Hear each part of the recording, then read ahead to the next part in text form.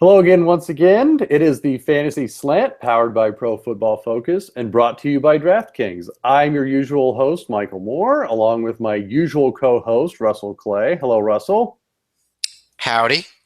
All right, Russ. We've got, luckily, not so much injury news to cover this week. I think we can cover some normal fantasy football storylines, stuff like Eddie Lacy, the continued what would I call it? Decline, I'll say, is the politically correct term of Peyton Manning. A bust-out candidate in Stephon Diggs and the Marcus Mariota injury, which, of course, opens the door to possibly the NFL's Wally Pipp, Zach Mettenberg. But besides that, we will cover some disappointing running backs, some guys that maybe everyone picked in the first round of fantasy drafts this year, and talk about whether you should sell them off or hold on to them for another week. We will get to our weekly Gary Barnidge update, which is an actual thing that we're going to do until he proves me otherwise that he's not fantasy relevant. And we will round out with a DraftKings update, look ahead to week 7, and look to some of the value plays for that. So without further ado, Russ, let's jump right in. I think the top story we want to get to this week, we've got Eddie Lacy, not exactly lighting the world on fire, my friend. No. And okay, just usually we start off the show with some major injury or some reason why you could blame that for your DraftKings losses and busted lineups, True, which I normally do. But this week it's just kind of like, nope, you screwed it up yourself. Right. It's one of those where it's like, hey, he's had 5 weeks to show you he's not good. Like last week, if you had Jamal Charles in your lineups, then it's like, well, I should have won, but yeah, okay. Back to Eddie Lacy for a second. It's rough, and I know I said last week that I was buying in Dynasty, and maybe I am for really cheap now, but I'm out in redraft, and I'm about to shut the door in Dynasty too. It's just really wow. Yeah, I think that's the episode's first hot take, Russ. I just don't. It's just not worth investing in right now. It seems like they're making Starks much more of a part of the offense right now, and maybe that's because Lacy's hurt, and that's why I said if you can get him really cheap right now in a Dynasty, I would throw a reasonable piece at him, but he's definitely not a top 5 Dynasty back for me anymore, even with the landscape. So yeah, on redraft especially on the heels of Mike McCarthy's comments, the Packers coach, on them riding the hot hand, which is code for we don't have a workhorse back anymore, and we're going to start splitting carries between Lacy and James Starks. And I can't really blame him. Look, Eddie Lacy through 6 games this year, 67 carries, 260 yards for a 3.9 average. He only has 1 touchdown this year. Certainly not worth the first round pick that a lot of people used on him. And look, you've got Stark sort of waiting in the wings, who has always been a great role player, always been, I think, looked at as more of the passing down back. And I think now they're finally going to give it to him, or maybe give it to him again, I should say. He's averaging 4.5 yards on a carry, not to mention the value he adds on your passing down. So, let's do this, Russ. What would you put Eddie Lacy at now for the rest of the season? Strictly redraft. Running back 2? Is he on your bench? Ooh, yeah. A lower end running back 2. Okay. He's still startable, even though he's been killing you. The opportunity's still there, even if Starks is getting carries, but I don't see the upside that we once perceived. Yeah, I think I'd agree with that. And I think Starks, and I would have been stunned to be hearing myself say this at the beginning of the year, but I think Starks gives you more value, especially in PPR leagues going forward. To me, Starks is a solid running back 2 the rest of the way in PPR leagues. Maybe not so much in standard.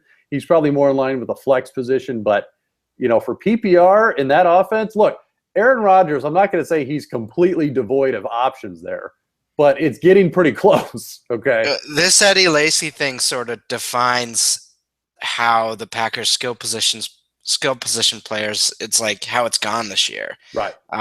Aaron Rodgers is still going to prop them up to be a top 10 to 15 offense, no matter who's out there. Right. But this is a complete mess right now. Right. If he was not there, they wouldn't be winning any games, No, it would be a really bad team. So, all right. Well, that's I think going to be the big story going forward. And we'll actually touch on guys like Lacy a little bit later. Essentially, those running backs you drafted really high that just aren't producing. And again, we'll figure out if you need to buy or sell on those guys. But before we get to that, let's go to another downer story, Russ. Peyton Manning, go. Oh boy, we've mentioned it in previous weeks, but this is coming to a head now. I mean, I don't know how much longer they can have him out there. I guess they keep winning, but he's actually kind of pathetic at this point, and they don't throw the ball deep anymore at all. They can't. They can't afford to. He had that one nice play to Sanders, but Sanders did most of the work. But most of it's screens, and I really think they're not even hiding the fact that he can't really throw deep anymore. So, in terms of real life football, they can get by because their defense has been dominant, but this is not going to work again. So this has definitely got to be his last year, Well, yeah. And yeah, I don't know what to make of it, quite honestly. I guess you could say the writing was on the wall last year when he started to sort of decline a little bit towards the end of the season. And this season just, it's the materialization of our worst fears, I'd say. My childhood is currently being ruined by this version of Peyton Manning. I was going to say, the one link that most of us have to like late 90s fantasy football is about to go out the door. So 6 games this year, Russ, 1,500 yards, 7 touchdowns, and an ugly 10 interceptions. I mean, that's I don't know if that's even stream worthy. The defense basically has as many touchdowns as the offense this year. Right. And I don't know. To put it in perspective, and this is someone we have not talked about, and for very good reason. By comparison, Kirk Cousins this year, 6 touchdowns, 8 interceptions. So literally, Kirk Cousins has a better touchdown-interception ratio than Peyton Manning. And what is happening? What is happening, Russ?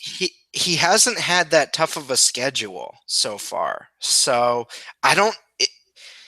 if you have another option, you pretty much have to go with that other option from now on until he shows you something. But unless it's a bye week, I'd imagine you have a better option right now.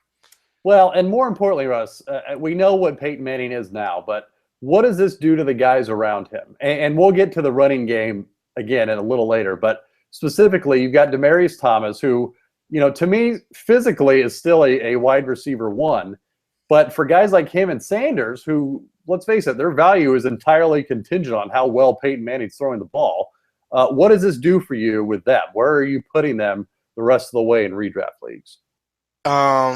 So Sanders is an interesting one because he was supposed to be – he said himself that he wasn't going to be that good in fantasy this year. But he's been pretty darn consistent.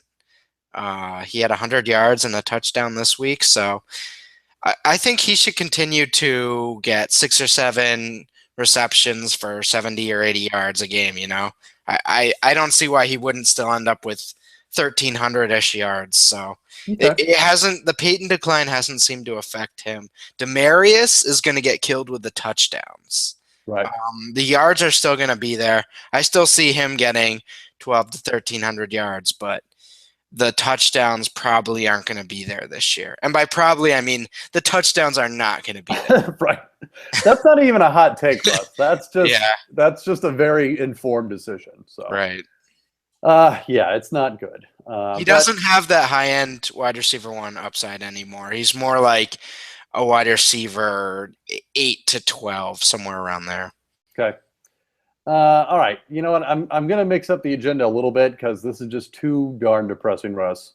Let's talk about a breakout candidate who, I think there were some dynasty folks that maybe had this guy on the radar a little bit, only because he was a rookie and he was seemingly assured of a roster spot. But Stephon Diggs out of Minnesota, he was starting in place of Charles Johnson Maryland. yesterday. Well, no, I'm sorry. He got drafted by Minnesota.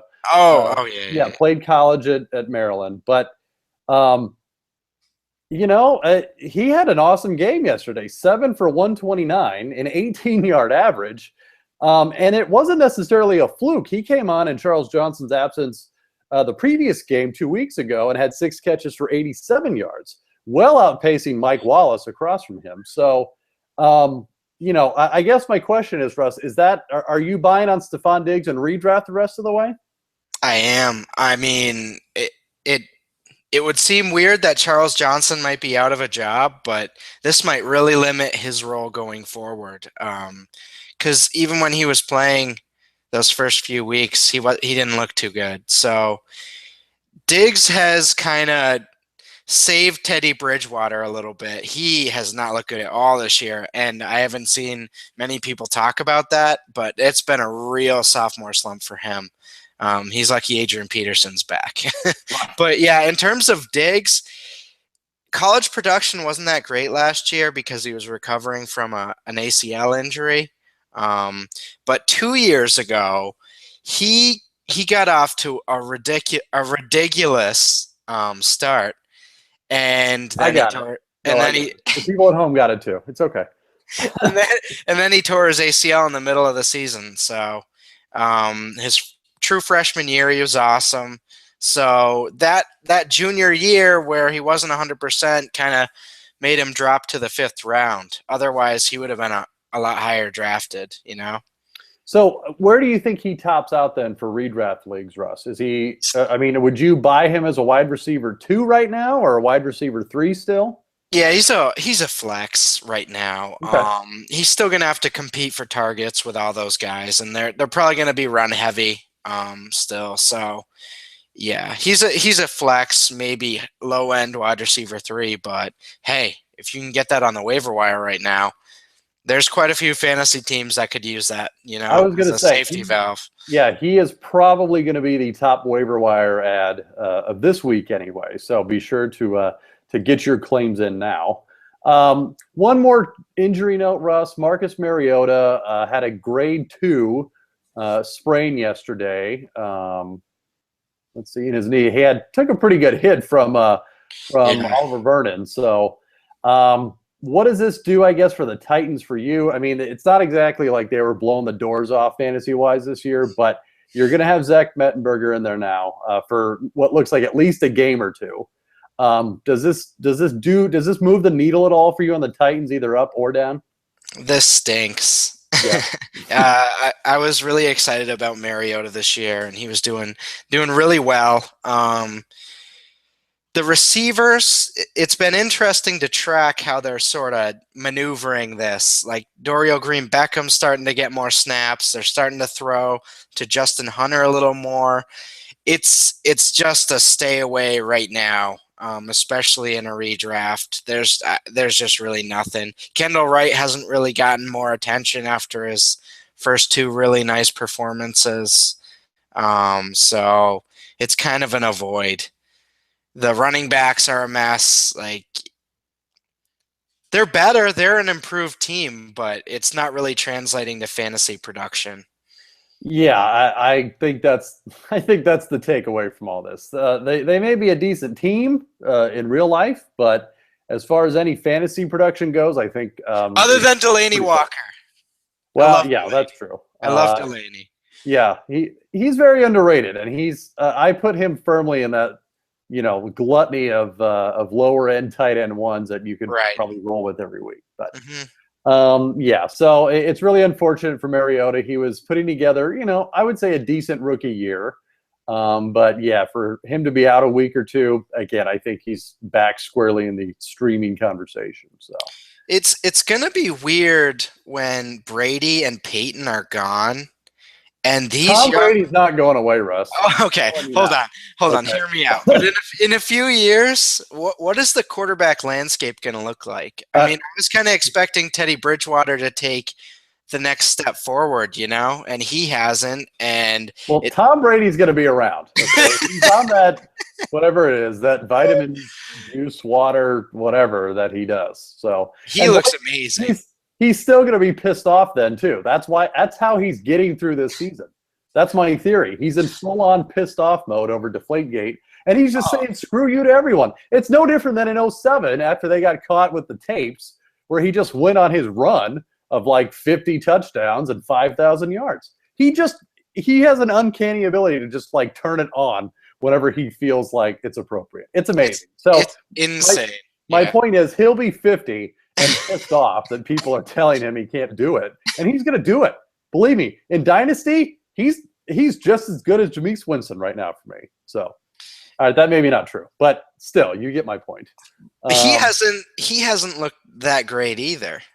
And Mike, no, but anyway, so really back to your question. Yeah, back to your question. What's it going to look like? And it's sort of indicative of the actual NFL, and that's why NFL teams put such a premium on quarterbacks. Is it's just so hard to find, not just a good one, not a great one, but a competent one.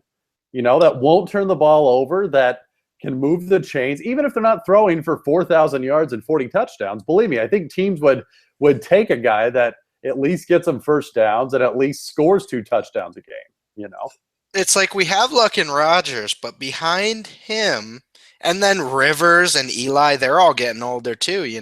Roethlisberger. So I don't know. It's going to be interesting how this plays out in a few years because we're going to need some quarterbacks to really come into the league. We just have to learn to expect the Ryan Tannehill, Teddy Bridgewater coalition, and that's who's going to dominate. So you just need to be prepared. Anyway, but on to more, even more depressing storylines, Russ. There have been several running backs this season drafted in the first rounds for many that have just not produced. And I'm not going to say that they cost you your season, but it definitely is a big blow when you spend that high of a pick on a guy and he doesn't work out. So let's look at a couple of those guys, Russ, and pretty much just determine, is it maybe a fluke? Are they going to turn the corner? Or is it time to really move on and cut bait? So I think we talked about Lacey. I don't know that you or I see that getting any better anytime soon, especially with Mr. Starks coming on. Is that pretty accurate for him? Yeah, and it's crazy to say because he's still a young talent, and I think he's a relatively strong player, but this is not something I'm investing in at all. And yeah, I'm selling. And again, it's one of those things where it's seemingly indicative of the entire team. But it's one of those, at the same time, you don't want to be caught on that train if it's going down. Right.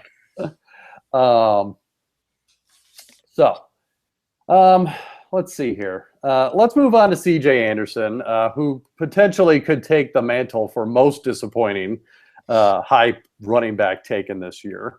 So far, 67 carries, 180 yards. Through 6 weeks for a 2.7 yards per carry and no touchdowns, Russ. So I guess my question is, yay or nay on C.J. Anderson the rest of the way? As a draft position zealot, I'm proudly stating that I faded this one the entire time. I think a lot of people are going to blame this on Peyton being ineffective, but this stunk from the summer. He was a shooting star last year. He didn't even have a full season of production. And it was kind of like they subbed him in and it worked, so they kept rolling with it. He just hasn't looked that good this year, It doesn't look like it's the Broncos being bad. It just looks like he's not a very talented player. So and the production's backing that up. And now Hillman's actually playing pretty well the past few weeks. So that's even more of a reason to sort of be out, Well, and that's what I was going to say is much like Green Bay, they definitely have the hot hand situation going on there.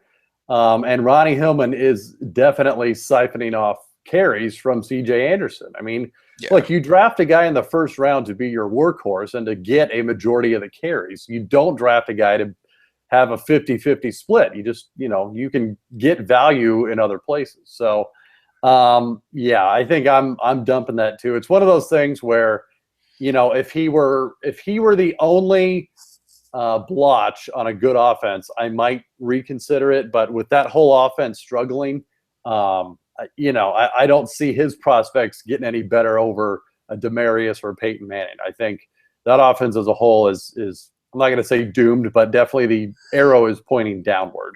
I think we can agree on that. So Yes.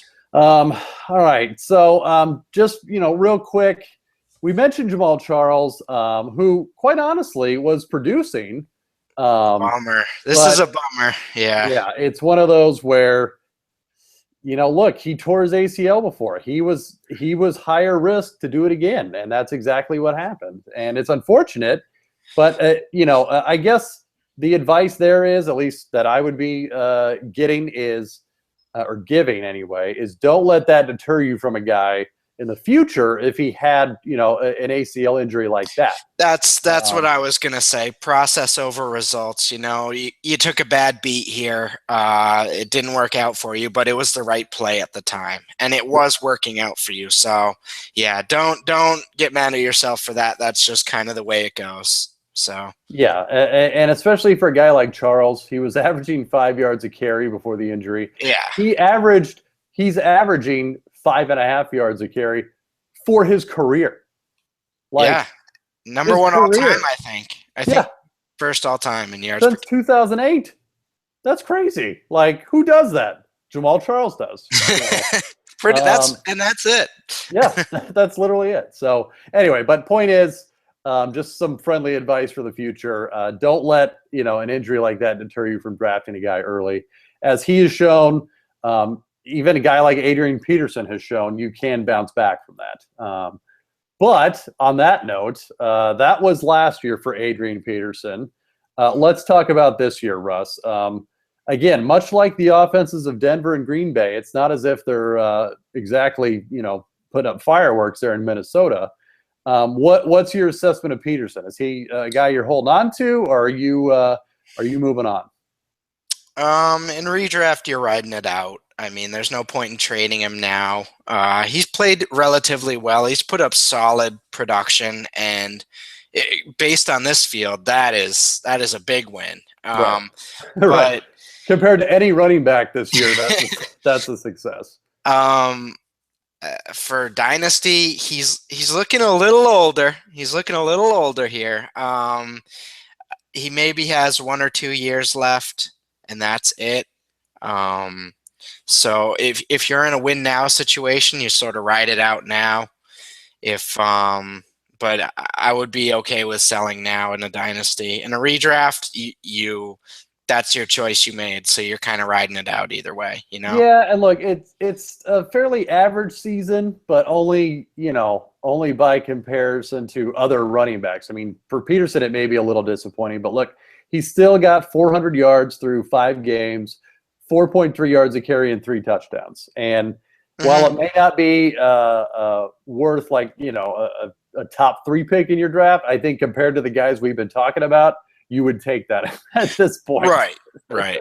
Absolutely. All right. So a couple more guys, Russ. Marshawn Lynch, another guy drafted very high, another workhorse back. And luckily, his issue hasn't really been losing carries or losing snaps to another running back. Rather, it's just been injury. He was out for 2 games. Now, I will say, in his stead, Thomas Rawls did pretty well. But they did go back to Lynch, had 17 carries yesterday for 54 yards and a touchdown. But on the season, still averaging 180 yards and 3.3 yards a carry. So, this one could go either way, Russ. I could understand if you wanted to cut bait, but I could also understand riding it out and assuming it gets better. So what side of the fence are you on? Yeah, I'm riding it out. I mean, I think it's going to get better. I think Wilson's going to have – so going into the year, I wasn't expecting him to sort of replicate his fantasy production from last year with all the rushing yards, but this is going to get better for him. I know the offensive line is bad, but Lynch is a big part of that offense. So getting him back, I think they're going to improve. So I like buying Wilson and Lynch right now.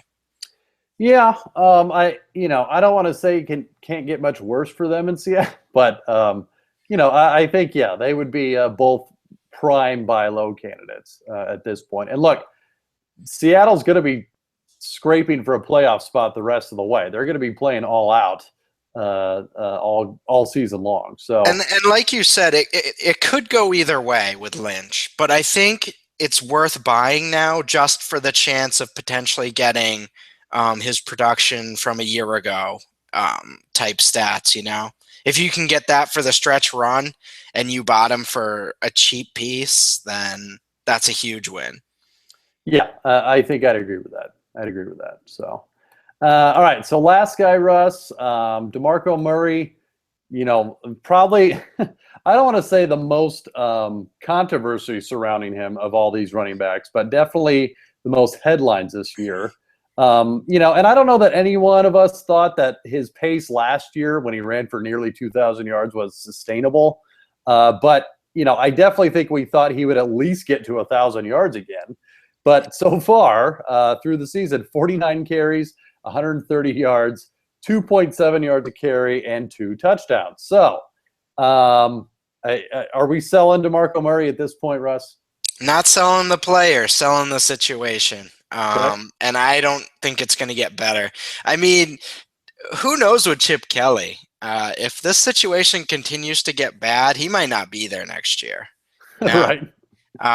He might just find a nice little. I know USC just opened up, so he might slide his way on over to the West Coast again. But it's just a mess. You don't know who's going to get the touchdowns and the production week to week. This just didn't work out for you if you picked him, Yeah. I don't know what to make of it. I mean, again, I think you would be forgiven if you didn't take him, very high in the first round of drafts. But at the very least, I think people thought late first rounder, no later than early second rounder, and you'd have a starter. But he's not even a starter at this point on your fantasy team, and he's very close to not even starting on his own team. Yeah, Ryan Matthews got some of the first few rushes tonight. But in terms of process, I don't know that you could have seen this coming. Even if you didn't like Murray, I don't know that you could have seen like the line being this horrid. Yeah, it's just one of those things that you don't plan on it, but then it happens, and not a whole lot you can do about it. So. True. Anyway, before we get to my favorite segment, Russ, who, by the way, he did help me on DraftKings. But before that, remember, with millions being won each week, every play in every game can take you closer to a life-changing payday. This isn't fantasy as usual. It's DraftKings.com. Welcome to the big time. Hurry over to DraftKings.com and use the promo code PFF to play for free with your first deposit in this Sunday's $1 million fantasy football contest. First place takes home $100,000. That's PFF for a free entry at DraftKings.com. So without further ado, Russ, Gary Barnidge, the Gary Barnidge portion of this podcast, wasn't looking good for our friend Gary yesterday, at least initially. Wasn't seeing a lot of targets, a lot of catches, but hey, he came through us. I know you and I were both tweeting about it. But by the end of the day, he had 2 touchdowns, which saved his day. By the end of the day, Gary Barnidge had wrestled all the other fantasy tight ends down, and he was standing on the top of the pile. He was. He had 3 catches for 39 yards. 2 of those were touchdowns. But more importantly, and this is a legitimate fantasy point, 9 targets, only second on the team to Travis Benjamin. So, look, he's a big part of that passing game. You can't deny it. And look, like I said last week, I love his prospects the rest of the year. The Browns are a bad team. They're going to be playing from behind a lot. And there's just not that many options there in the passing game. I will grant you Travis Benjamin, who apparently is a thing. But after that, you've got Gary Barnidge. You just do. Yeah. You can't. It's not even a hot take anymore. This is. It doesn't matter what your belief of Gary Barnidge was before this stretch. You just kind of got to go with it now. And kind of like with C.J. Anderson last year, even if you don't believe in the talent and maybe next year he might not be as huge of a part of the offense, but for this stretch, like, he is the featured part of this offense, you know? He's the red zone target, so he's arguably more valuable than Travis Benjamin, you know, just in terms of pure fantasy points. So, oh yeah, no, I'm with you. I know it. I'm moving him up. He's definitely a top tight end for me, top 5 tight end for me moving forward. I'm not as high as you yet, but I'm creeping up there. I will save a seat for you on the Gary Barnidge train. And again, Gary, if you're listening, we would love to have you on the show so I can talk to the man himself and espouse the virtues of drafting Gary Barnidge on your fantasy team. But so quickly, yes. Travis Kelce versus Gary Barnidge. Is that not the most awkward thing ever? Like, you put them together, I think I'm taking Barnidge. Well, hold on, let's back up. Not in terms of talent or in terms of dynasty value, no, but I know, in terms of redraft this year. And one injury we did not mention was Jeremy Maclin being concussed yesterday. Yeah, that was rough. That was rough. You never know, could finally mercifully force Andy Reid's hand and feed Travis Kelce the ball. But look, he hasn't done it so far. Why would he start now? At least the Browns know that they have a weapon. Okay. So honestly, I might go Barnidge. I'm not even kidding. I know. Yeah, no, I'm in on that. Yeah. Like, I would take Eifert over him. I would take Gronk over him. But then it gets real sketchy. And you look at the roles, like, nobody else is getting this many targets. I know. Witten is, but he doesn't really have the touchdown upside. No. Barnidge has shown recently, so. Right. So, anyway, like I said, and that's actually a good segue, Russ. I'm gonna jump right into our DraftKings values for the week.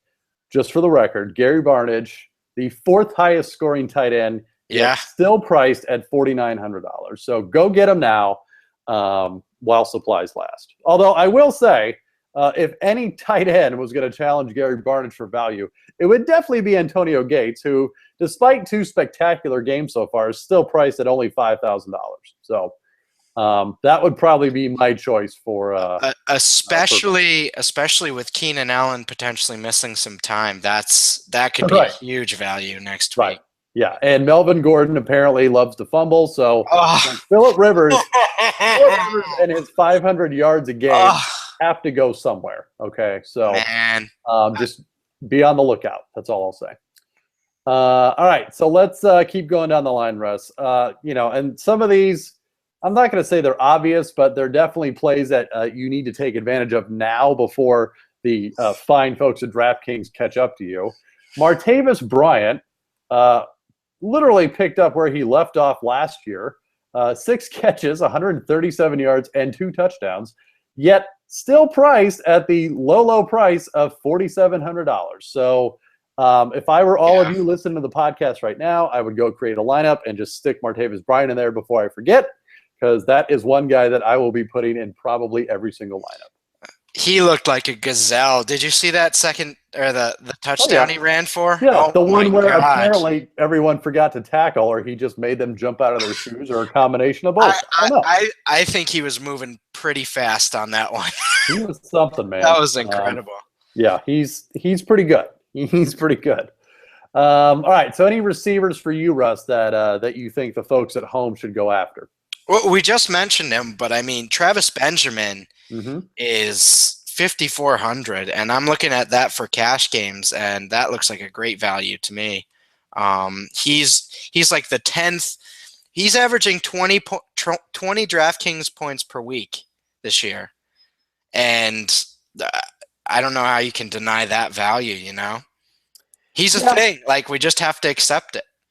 Right. We don't want to, but we have to. We will do our best. All right. I also like Andrew Luck.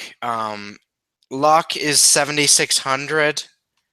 Hilton's 6,500, and Moncrief is or 65, yeah, 6,500, and Moncrief is 5,000. I kind of like that stack in cash games as well.